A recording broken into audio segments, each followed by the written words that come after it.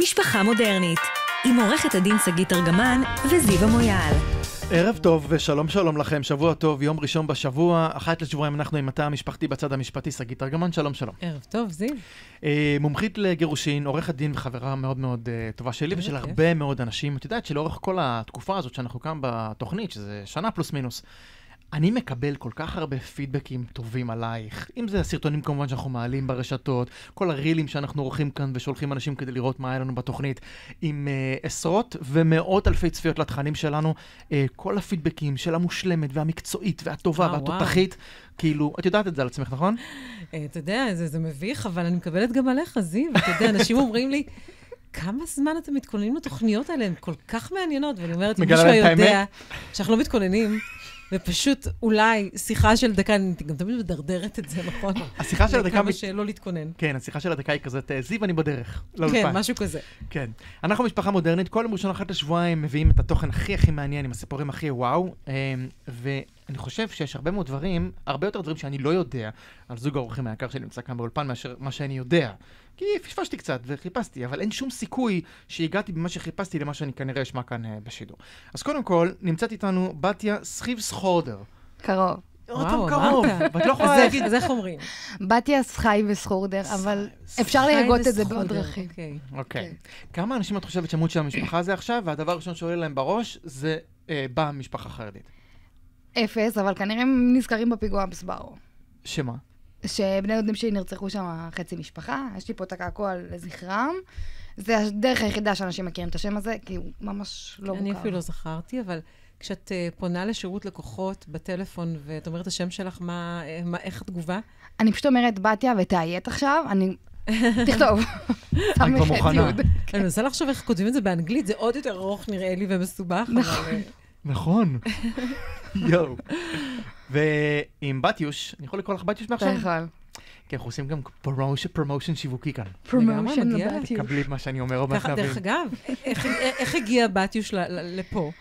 איך? גוללתי לי בערב לתומי בטיקטוק, וקפצתי סרטון שלה עם אבא שלה, שהוא חרדי. והיא דיברה על היציאה מהארון, נכון? שהוא מקבל את זה, ככה משהו כזה, תכף נדבר על זה. ואז אמרתי, וואו, איזה מעניין אותי, אז סימסתי לה, והנה. נכון, פשוט כתבה לי, פשוט קיבלתי הודעה, היי, אני X מ-X, את יכולה לבוא? היא אמרה לי כן. ואמרתי לה כן. שמי, איזה קטע, יש דברים שאני לא יודע, אוקיי? כי הרבה מאוד אורחים שמגיעים לכאן, אני די בטוח שהם עובדים עם שגית בכל מיני, את יודעת, שתי וערב כזה של... נתחיל עכשיו לעבוד ביחד. למה לא? בכיף, אבל זה שאת אשכרה פונה לאנשים והם באים? את מבינה את הפידבקים? כן. מה שאני מדבר? יופי. ולידך הגיע בן זוגך. נכון. גל. לוי לב. נכון. לוי לב זה שם המשפחה? כן. או שזה משהו שבאתי המציאה לנו כרגע ו... לא, זה שלי. במסגרת המצאת השמות. איזה יופי. האמת שהיינו אמורים להתחתן ביום שישי. וואו. באיראן ביטלה את התוכניות. אני לא ידעתי את זה, איזה יופי. כן. אז דחינו. גם את זה את יודעת שהבאת פה? לא. יום שישי האחרון הייתם אמורים להתחתן? כן. אני לא מאמין. טוב, רק נגיד שהתוכנית הזו מוקלטת, אז כנראה זה לא היה יום שישי האחרון, זה היה בטח לפני איזה שבועיים שלושה, אבל הייתם אמורים להתחתן בזמן המלחמה. כן. וזה לא קרה. נכון. אוקיי, בסייט, זה יקרה בקרוב? כן. לא הספקתם להתחרט. עדיין לא. בסייט שלכם איפה זה, בלי נגיד מיקומים ועניינים, אבל מה זה אמור להיות? איך זה אמור להיראות? גיי מאוד. אמת. כן, מה זה אומר? כן, הבאנו דגל 10 מטר למעצבת, שתחליט איפה לשים אותו, אם זה יהיה כזה שובל כניסה לחופה, או החופה עצמה. דגל הגאווה. דגל גאווה כמובן. אירוע מאוד בושיקי כזה, המון גייז, ביקשנו מכולם לבוא באותו צבע, ולבוא הכי מוגזם שלהם. יואו. כולם קנו בגדים. די. חכים עכשיו למועד החדש. בוא, אז בעצם היה אמור להיות התחליף למצעד הגאווה שבוטל. לגמרי, וגם זה בוטל בסופו של דבר. נכון. אני יכול להגיד משהו, שגית? כן. אני סטרייט. ואני בסדר רוצה... לך. הטרוסקסואל. גם כשספרתי להם שהכי יצא מהארון, אז גלמד אמר, מה אמרת? כל הכבוד, או יופי, איזה מגניב. אנחנו מופתעים כשיש אנשים סטרייטים. את מופתעת שיש אנשים סטרייטים כן, בעולם? כן. מסתובבים? כן. כי את לא מאמינה שאנחנו סטרייטים באמת. נכון. אז מי אני? אני לא יודעת, אני לא מכירה אותך זיו. אבל אם את טוענת שאני לא סטרייט, אז מה אני? איפשהו על הרצף כנראה. יש רצף. זה מה שהבנתי בשנים האחרונות שיש רצף. נכון. זה לא או הטרו או סטרייט או... לא, זה כאילו, יש רצף. אוקיי, אז קודם כל אני אפסיק להגיד סטרייט ואני אגיד הטרוסקסואל. ואני יושב כאן, בהיותי אני, אוקיי? בסדר? אוהבים אותך כמו שאתה, זיו. אנשים עכשיו פתחו את הרדיו ומתחילים דקות ראשונות של משפחה מודרנית, והחתונה שלכם הייתה אמורה להיות, כמו שגל אמר, גיי מאוד, אבל בסוף יושבת כאן אישה ויושב כאן גבר. אז תסבירי לנו את מה שאנשים אולי מהצד השני של הרדיו. אני חושבת שזאת השאלה שאני מקבלת הכי הרבה בסרטונים שאנחנו עושים ביחד בכלל, זה איך יכול להיות גיי אם אתם גבר ואישה, וחשוב לי קודם כל לומר שאפשר להיות גיי גם במערכת יחסים הטרוסקסואלית. זאת אומרת, גם אם אחד מהצדדים הוא בי או פן, או לא משנה מה, ומצא את עצמו בסופו של דבר במערכת יחסים הטרוסקסואלית, זה לא הופך את הבן אדם או את המערכת לפחות או יותר סטרייטית. לגמרי. אני גם רוצה להגיד, וגל, אנחנו תכף נשמע באמת אותך, אמרת יפה, יושב פה גבר, אוקיי? וזה ההבדל בין באמת מגדר למין, זאת אומרת, וגל מגדיר את עצמו כגבר, ותכף נשמע גם באמת את הדרך שהוא עשה, ואנחנו גם נדבר על הרבנות. האם גבר, אוקיי, טרנסג'נדר ואישה יכולים להתחתן דרך בית הדין הרבני, גם נרחיב על זה בהמשך, אבל... זה גם ממש הנושא שלך. זה ממש הנושא שלי. גל, תספר לנו קצת ככה עליך.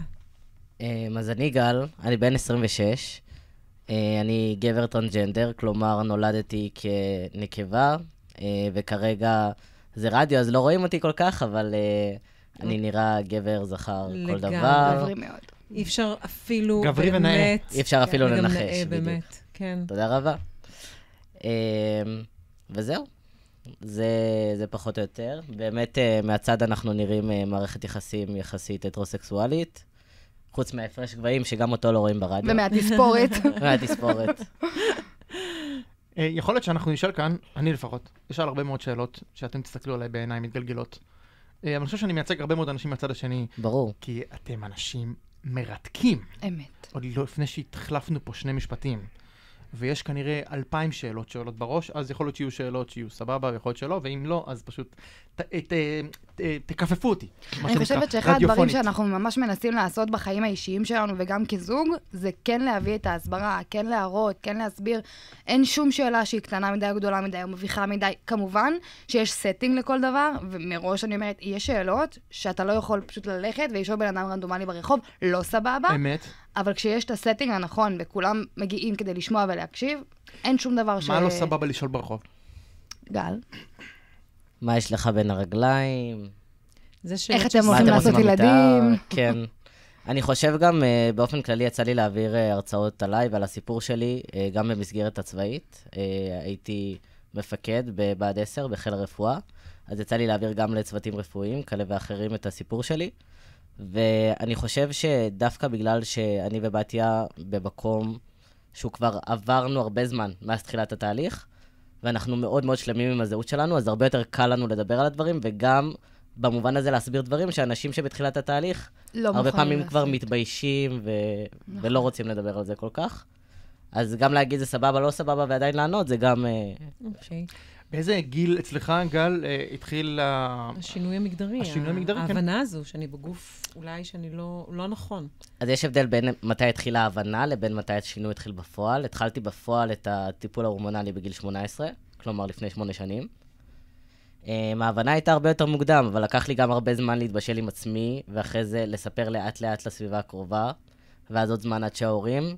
זה תהליך זה תהליכי, כל החיים הם תהליכים, ובסוף, ברגע שעכשיו אנחנו נרצה להביא ילדים, או משהו בהמשך, אז זה כל הזמן לצאת מהארון, כל הזמן לדבר על זה, כל הזמן לתקשר על זה.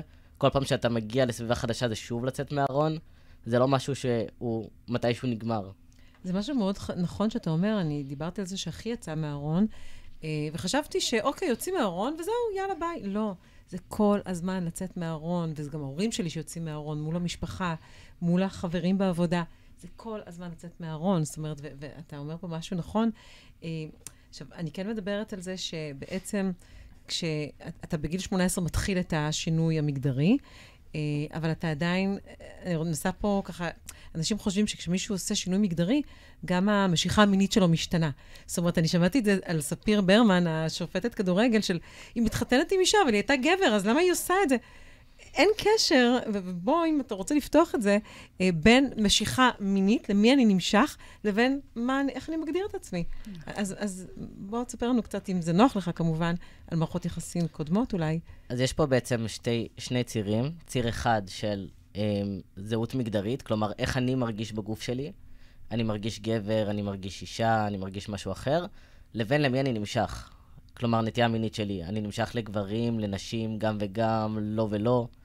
אז זה שני צירים נפרדים שלפעמים הם מתממשקים ולפעמים לא. אז זה שני דברים שונים. אוקיי. ואיך הכרתם בסופו של דבר? זאת שאלה. הכרנו בטינדר. בטינדר, אוקיי. אני התחלתי איתו. כן? ואז נעלמתי, ואז הוא חפר, ואז נפגשנו. וזהו, והיינו אמורים להתחתן אפילו. וזה משהו ששמים מיד על השולחן? זאת אומרת, זה מוצג שם כגבר טרנס? כן? כן, וזה הכרחי לדעתי, ומי שלא עושה את זה זה גזלייטינג. אני חושבת שזה ממש קריטי. במיוחד שאתה מכיר לצורך היכרות רומנטית, נקרא לזה. מזוגיות. ברור שאתה צריך לדעת את הדברים האלה, זה בייסיק. מה גל כתב שם בביו של הטינדר, במשפט וחצי הזה? אני לא זוכר. אני זוכרת. מכין את הקפה הכי טוב בעיר, זה לא נכון. פסנתרן. פסנתרן, שזה נכון. מועמד לרפואה, היום הוא מסיים תואר בכלכלה, ועובד בכלל במשהו אחר, וטרנסג'נדר.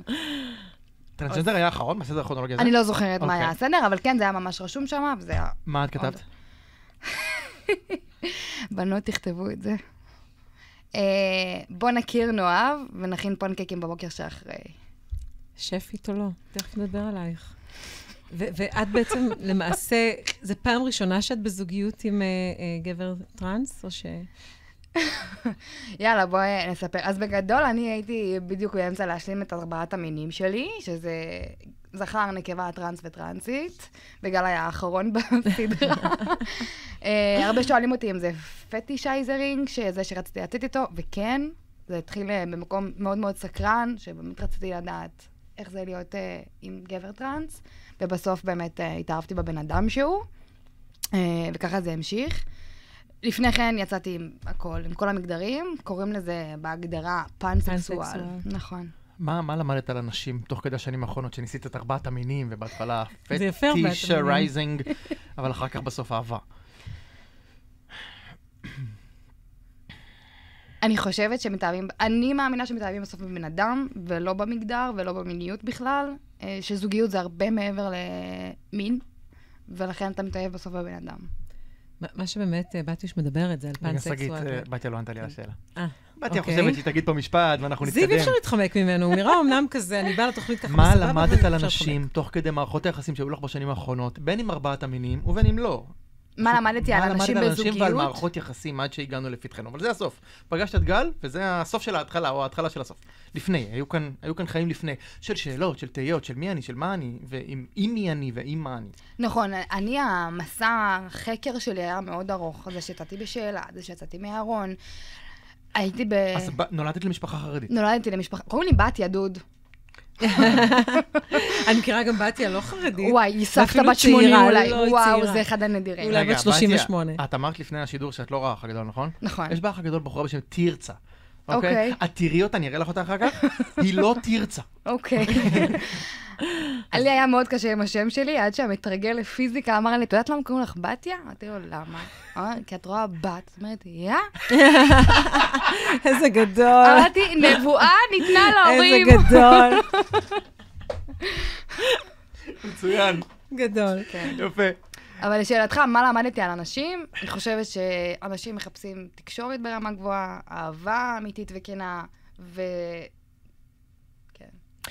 נולדת למשפחה חרדית, ירושלים? מודיעין עילית. מודיעין עילית. יותר גרוע. הרבה יותר גרוע. למה יותר גרוע? יותר קיצוני, אני רוצה להגיד? זה עיר חסידית. כן. בהגדרה זה עיר חסידית. בירושלים יש לך שכונות חרדיות, נכון. אבל יש את העיר. כן, נכון. אז ילדים כן ואין רואים... גבול, אין גבולות. נכון. כן. אז את יוצאת לשוק, את רואה גם וגם וגם, במודיעין עילית זה בועה סגורה. אני לא יודעת אם אנחנו רוצים לפתוח את זה, אבל זה באמת עיר מאוד מאוד מאוד מאוד מאוד קשוחה.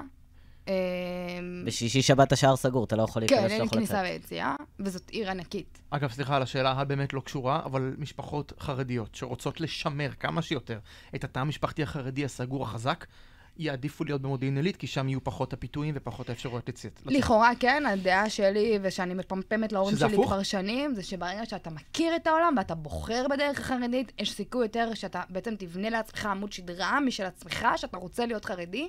בעיר הזאת, מה שקורה, נותנים לך עמוד שדרה חיצוני של מה זה להיות חרדי, ואיך זה לחיות. באיזה שלב את חוזרת בשאלה, אומרים? כן, אומרים, שמעתי מישהו שאומר חוזר בתבונה. בתבונה? גם אהבתי. אין גבול לזה. כן, לדקויות. באיזה גיל?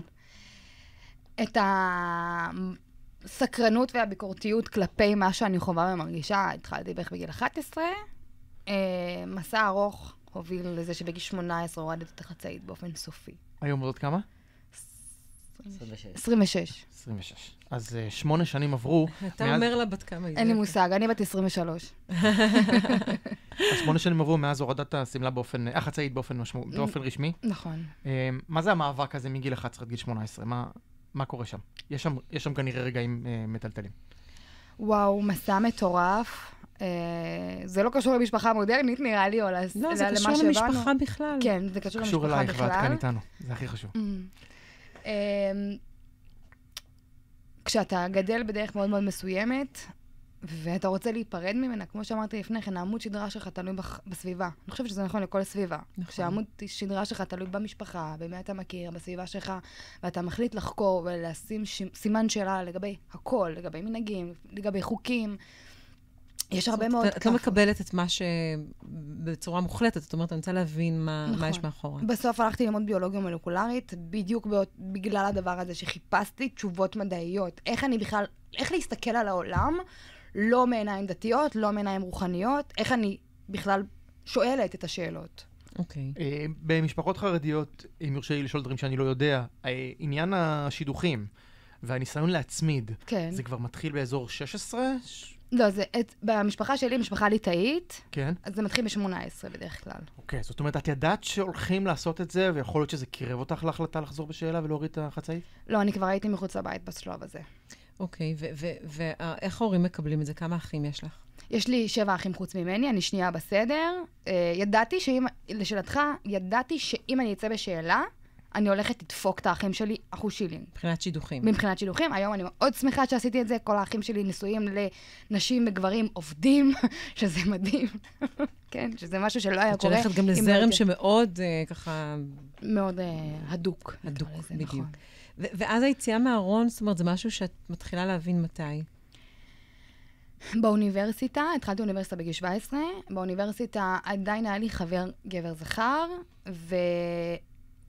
כאילו ידעתי שמשהו בי לא שלם, לא ידעתי לשים את האצבע, עד שהכרתי לסבית בפעם הראשונה, ואז היא אמרה לי, אני יוצאת איתה, ואז הפה שלי נפל לרצפה, ואמרתי, יואו! זה. הפה שלך נפל לרצפה בגיל 17-18. כן. עד אז באמת, לא ידעתי שזה לא קיים. על הקיום של הדבר הזה. נכון. לא ידעתי שזה אפשרי. שזה אפשרי. נכון. לא ידעתי, וכשאני מסתכלת אחורה, ברור שהיה לי התאהבויות וקראשים על בנות מהכיתה ובנות מהשכבה. פשוט לא ידעתי מה זה, או למה זה. רגע, כשהיו לך התאהבויות וקראשים על נשים, אוקיי, חוץ מזה שלא ידעת להסביר לעצמך מה קורה לך כרגע, עכשיו בראייה אחורה, איך הסברת את זה לעצמך? חשבתי שזאת חברות. אני אוהבת אותה כחברה. כן. ואיך ההורים מתמודדים? את באת וסיפרת להם מיד, זאת אומרת, כי הם עוברים רגע התמודדות של ילדה שיצאה בשאלה, ואז עוברים עוד התמודדות, בעיניים של, עוד פעם, הורים חרדים בקהילה כזו, של ילדה שבעצם יוצאת מהארון. בשלב הזה אנחנו בנתק. כשאני יוצאת בשאלה, אנחנו לא בקשר. היינו מדברים, לא יודעת, אחת לשנה אולי, באופן כזה חריג. והייתי משתדלת לבוא פעם בשנה לבית לבקר. גרתי באוניברסיטה. באיזשהו שלב אמרתי להם, אוקיי, אני מתכוונת להגיע לכם אחרי המצעד בתל אביב. אמרתי, אני אצא למצעד, הם גרים ליד, פשוט אלך. ואז אמא שלי שאלה אותי, איזה מצעד? אמרתי לה, של הגייס. ואז היא אמרה לי, איך את קשורה לזה? אני אומרת, תקשיבי, אני יוצאת עם מישהי כבר תקופה. ככה בטלפון? כן, לא היינו נפגשים. כן. טלפון זה היה, כן. ואז היא כמובן התחילה לצעוק ואמרה, מה, בחיים אני לא אקבל בת זוג שלך? וזה נכון, גם את הבן זוג שלי היא לא מקבלת כל כך. היה מאוד ברור שהיא לא מתכוונת לקבל את זה, ושזה בעיני הסטייה ענקית, וכאילו way too much for her to deal with. אבא שלי התקשר אליי באותו ערב, ואמר לי, בתיה, למרות שגם אנחנו לא היינו בקשר, ואת ראית אותו, באמת. כן. הסרטונים איתו מדהימים. אתה רואה בחור חרדי, בחור, אבא שלה, והם עושים סרטונים ביחד, וזה מדהים. על מה אתם מדברים שם? על הקשיים, על הכואב. והיום היינו בדרך לפה, הוא התקשר אליי, אמר לי, באתי, אני רוצה שנעשה עוד סרטון. אני רוצה שנדבר על למה אני לא מגיעה לחתונה שלך. וואו. ההורים שלה לא מגיעים לחתונה, אף אחד מהמשפחה שלה. גל, אתה פגשת אותם? כן, פגשתי אותם. איך הם הסכימו בסוף לפגוש את גל? האם זה מקל עליהם שגל הוא טרנסג'נדר, או לא? זה דופק להם את המוח ברמות הכי קיצוניות שיש.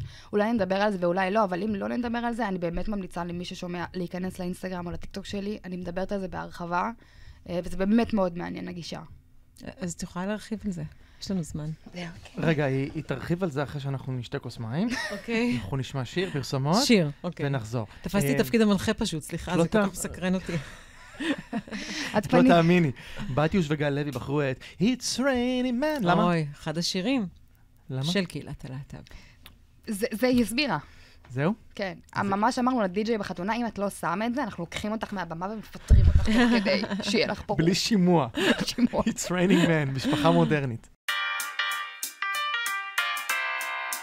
משפחה מודרנית, עם עורכת הדין שגית ארגמן וזיווה מויאל.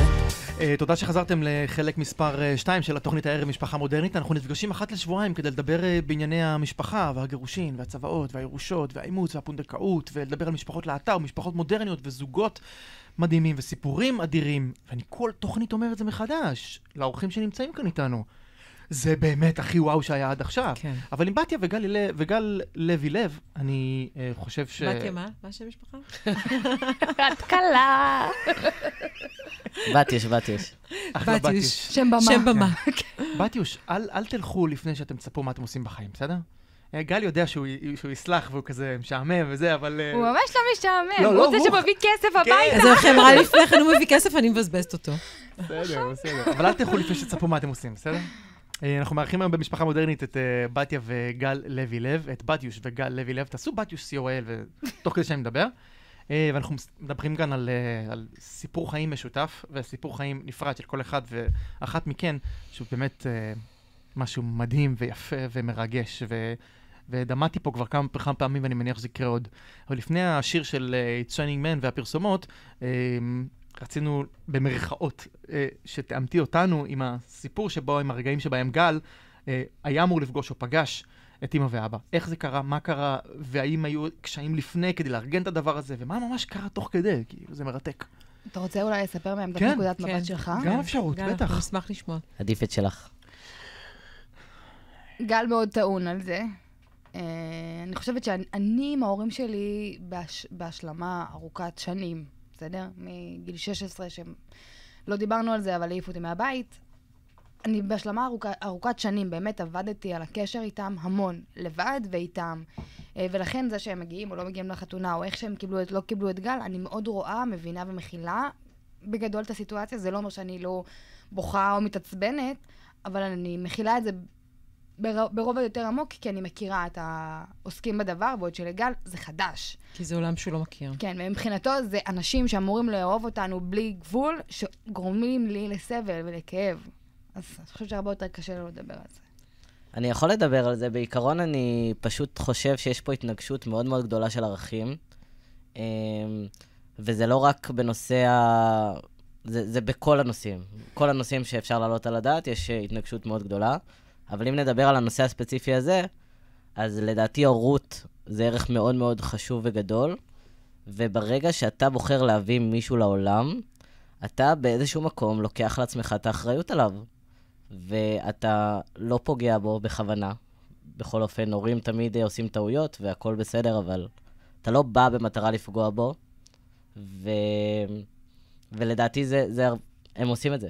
הם בוודאות עושים את זה. בגלל שהם לא מקבלים את הזוגיות הזו. לא בגלל שהם לא מקבלים את הזוגיות, בגלל שהם בוחרים בערכים שהם לדעתי פחות חשובים, מאשר בערך של לתמוך ולקבל ולאהוב את הבת שלהם. משפחה. ותגידי, בתיוש, כמה זמן אתם ביחד? זאת אומרת, כמה שנים? 4.5. 4.5? זוג ותיק. ובעצם מגיע שלב שאת מתקשרת ואומרת להם, איך את מסבירה את הסיטואציה? אני יכולה לעשות סדינג קצר? כן. סבבה, אני גרה בהולנד ב-2019-2020. אני לא בקשר עדיין עם המשפחה, עם ההורים. אחי מתגלה שיש לו סרטן בעצמות, והוא בן 6, ובקשים ממני לחזור, וזה שיא הקורונה וזה, ואני חוזרת. ושם בעצם בפעם הראשונה אנחנו מתחילים להיפגש באופן קבוע בכלל, כן? עד אז אנחנו כמעט ולא בקשר, ממש ביקשו שאני אבוא לעזור. ואני באה ואנחנו נפגשים שבוע אחרי שבוע באשפוזים ארוכים מאוד שלו, במשך כמעט שנה, ושם אנחנו בעצם... זה שלי? לא. כן, צריך לחזור אחורה. אופס. טוב, תשתיק. סליחה. בקיצור, אנחנו חוזרים אז לקשר באופן יותר שוטף, ואני מתחילה יותר לספר להם על החיים שלי. סבבה, אני מרגישה יותר בנוח, אני יותר שלמה עם עצמי בשלב הזה, אני לא מרגישה צורך להצטדק, ופשוט חיה את החיים שלי. זה החיים שלי, אם אתם רוצים להיות חלק מזה, בבקשה, תמצאו את הדרך להיכנס פנימה, כזה. כמה חודשים אחרי שחזרתי לארץ, הכרתי את גל בטינטר, ובשלב שהחלטנו שאנחנו זוג, פשוט אמרתי להם, תקשיבו, אני רוצה שתשמחו בשמחתי, אני בזוגיות חדשה, ישר אמרתי שהוא גבר טרנסג'נדר, לא הסחבאתי את זה לרגע, המון שואלים אותי, למה לא הסתרת את זה? הרי לא היו יודעים. גם אני שואל.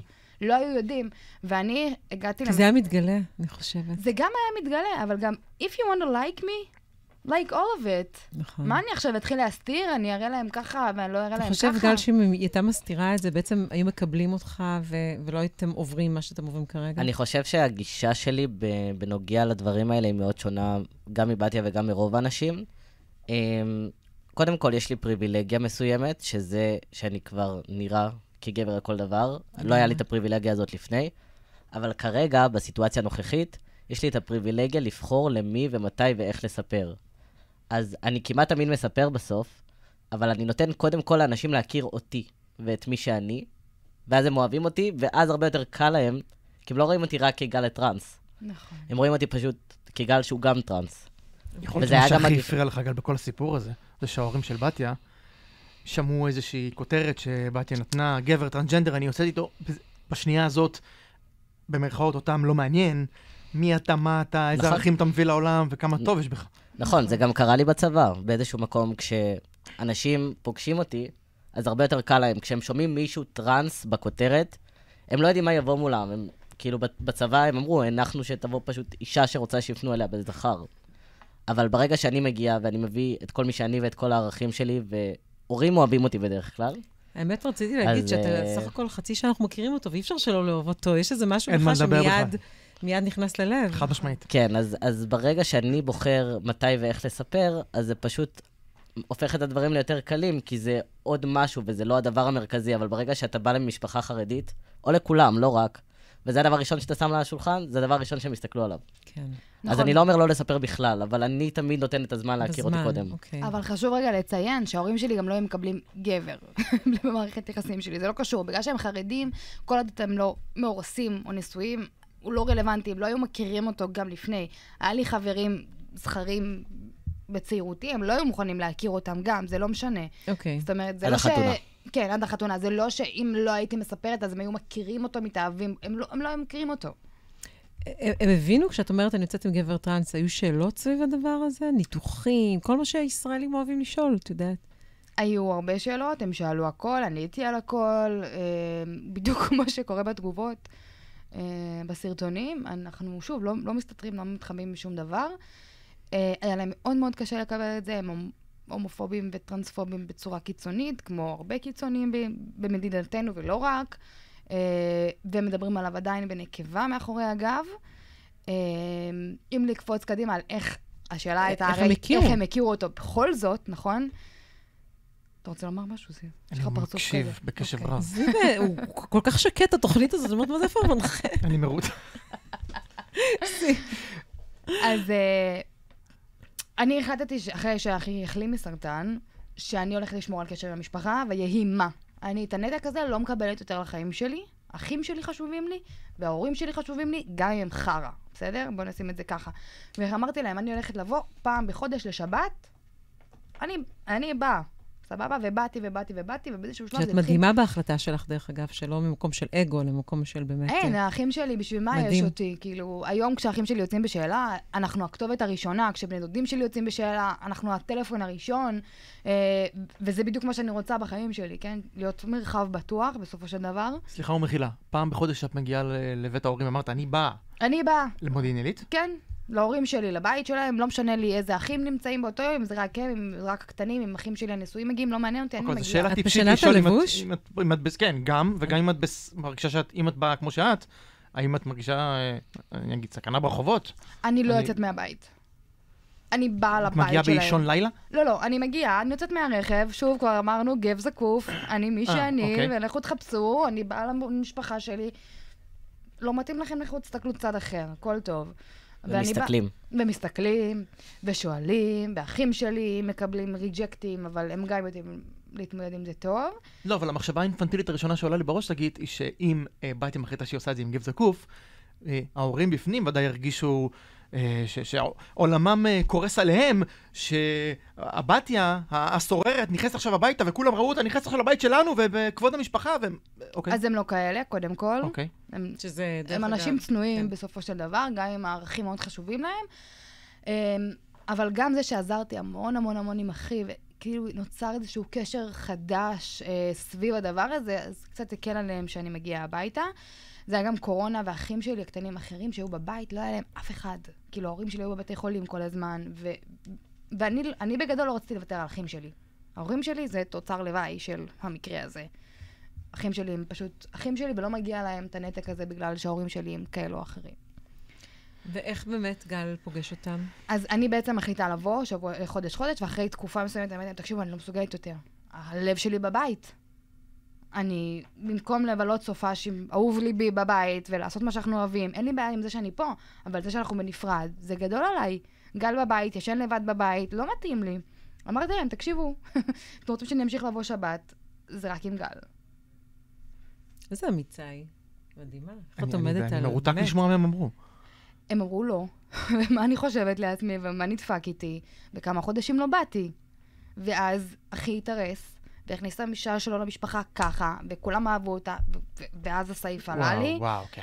לקחתי את אבא שלי לפסיכולוגית, אמרתי לו, בוא, עכשיו יושבים לפתור את הדבר הזה, הלכנו ביחד, ישבנו איתה, שתינו בכינו, גם על זה עשיתי סרטון מאוד מפורט, ובסופו של דבר הוא הלך עם המשימה של למצוא פתרון הביתה.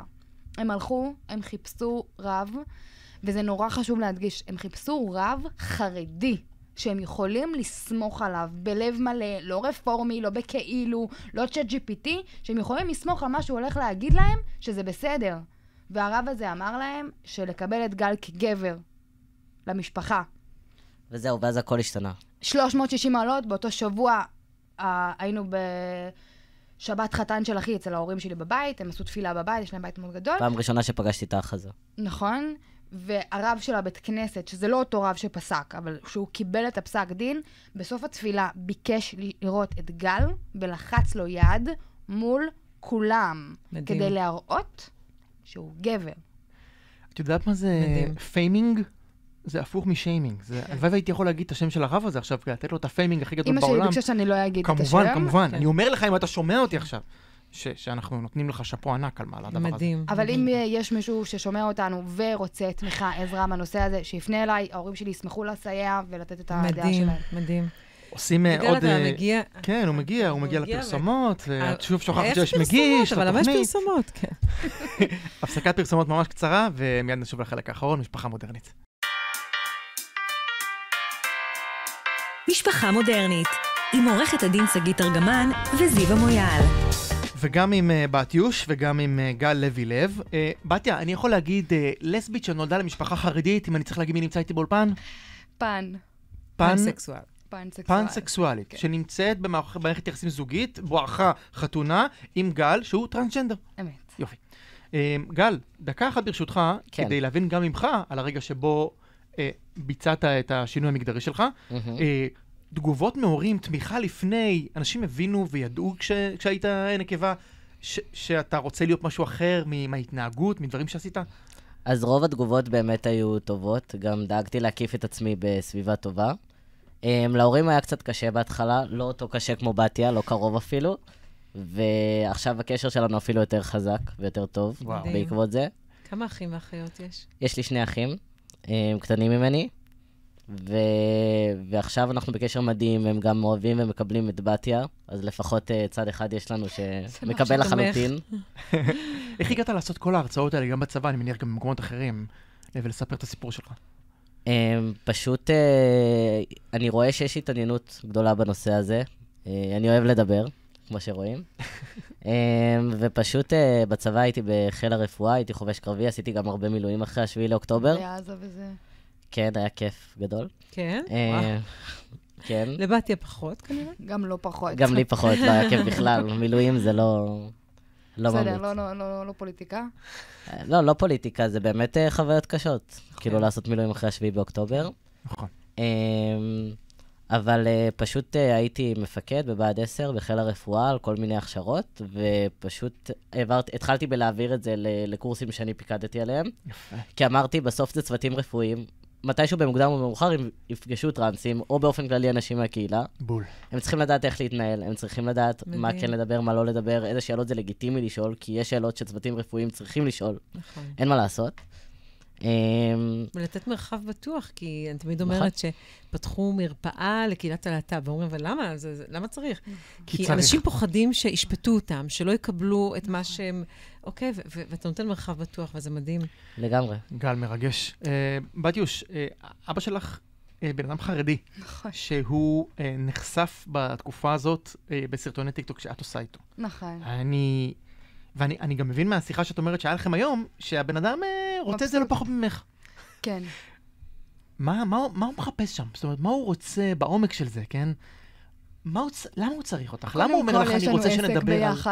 זה עסק משותף? תספרי קצת על העסק שלכם. לא, יש לי עסק משלי, ועכשיו אני פותחת איתו עסק נוסף. רגע, שנייה, יש לך את בתיוש כשפית, סדנאות שף, סדנאות סושי, כנסו לאתרים, יש שם מלא דברים. נכון. אני עוקבת אחרייך וזה מדהים. אני ממש מעבירה קייטנות שף, בדצמבר אני פורשת, ועוברת לקיטים דיגיטליים מטורפים, שאני עובדת עליהם כבר כמעט שנה, שאתה יכול בעצם לקבל אותי במקרן בבית עם כל מה שאתה צריך, זה הולך מטורף. את מוכרת בין קורסים דיגיטליים לעשות את הדברים האלה. נכון, כרגע הכל פרונטלי, יש לי מיקום מטורף בחיפה, עם נוף לים וליער ויוקרתי, כאילו פיין as fuck באמת. וואי.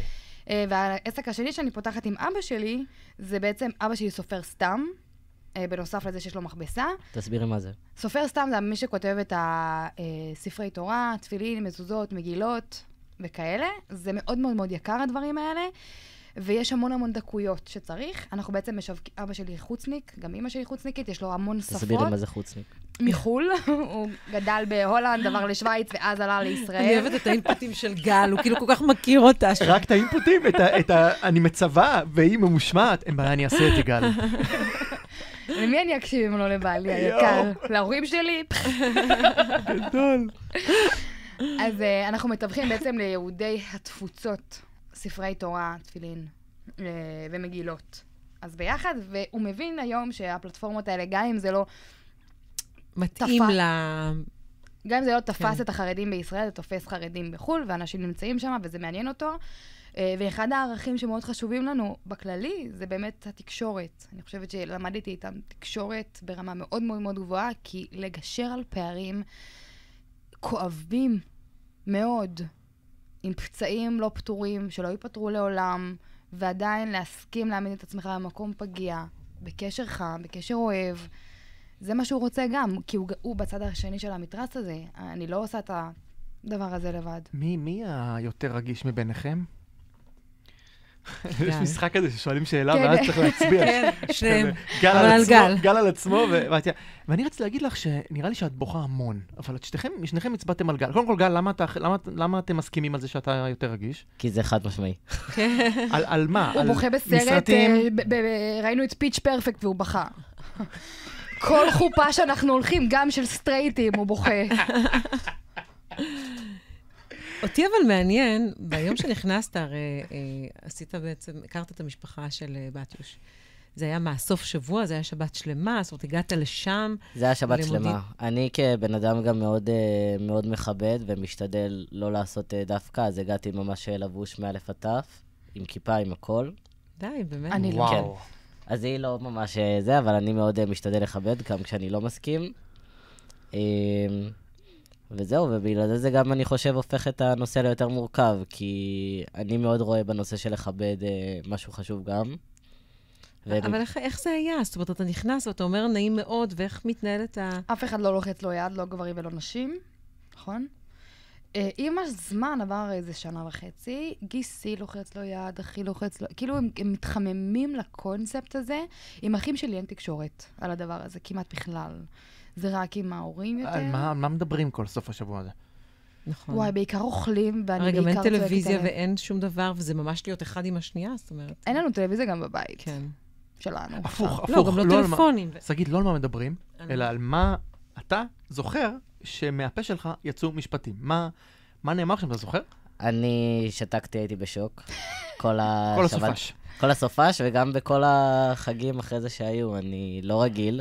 אנחנו, משפחה חילונית, כן עושים ארוחות חג, וכן זה, אבל לא ברמה הזאת. כמובן. כן, הוא מת לצלם את השבתות, אותי שרה את כל השירים החסידיים, וזהו, נגנב. כן. זה גם משהו חמוד לפעמים, אני אוהבת לשמוע את זה. כן, אז הייתי בשוק, לא דיברתי יותר מדי, ולקח לי גם זמן, וגם עכשיו אני לא מדבר כל כך הרבה, כי בתיה מאוד אוהבת לייצר דיונים, מאוד אוהבת לפתוח ולעשות... כאילו איפה ש... להדליק, כן, ואני ממש לא. אני אוהבת לדבר על מה שכואב, כי אני בעיניי מגיעים להבנות. ואני ממש לא. כאילו, אני חושב שלא יהיו הבנות במובן הזה, וכאילו כל אחד יישאר מבוצר בעמדתו, אז אין כל כך סיבה לפתוח סתם, ובוא נדבר על דברים שהם קונצנזוס רחב. כן. וואו. אני מאוד מצטער לבשר שהסתיימה לשעה של משפחה מודרנית. זה עבר באמת, כמו חלום. טוב, נגיד קודם כל תודה רבה לבתיוש ולגל. תודה לכם. אני אפילו לא יודע להתחיל להסביר לכם את מנעד הרגשות שאנחנו חווים תוך כדי, מההתחלה, דרך העליות והירידות, דרך הסיפורים, גם שלך וגם שלך. חיבוק ענק, עוד רגע חיבוק כאילו מחוץ לשידור, חיבוק אמיתי, אבל תודה שבאתם. אתם זוג מהמם. תודה לכם. יש לכם אנשים מאוד מרשימים. תודה. ואני מאחלת לכם באמת, שיהיה לכם רק טוב. אמן. ושלא נבוא להתגרש אצלך. לא, חס וחלילה, ממש לא. נבוא לעשות הסדרה של הורות. עשינו. כן, בטח. נהדר. טוב. כי אני גם מקימה משפחות, לא רק מפרקת אותם. כמובן. זה מה שכיף במשפחות להט"ב, אני מקימה אותם. בדיוק. הטרו מתגרשים ולהט"ב. אני רוצה להזמין אתכם רדיופונית לחלק ב' שלנו ביחד, כי תמיד אני אומר בשעה הראשונה, אוקיי, אז דיברנו כזה פחות או יותר על המעטפת, אבל אנחנו כן נרצה יחד איתכם, לצלול אולי ליותר עומקים ולהיכנס לעוד, זה אם יסתדר לך בלוז שלך, שגית. בוודאי.